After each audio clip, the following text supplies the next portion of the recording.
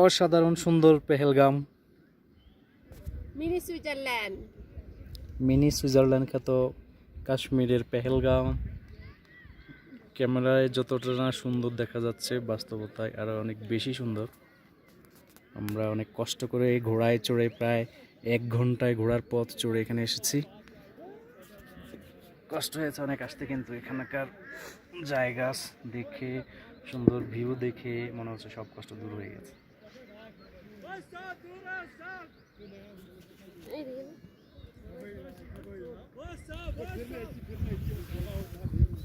সরো সরো।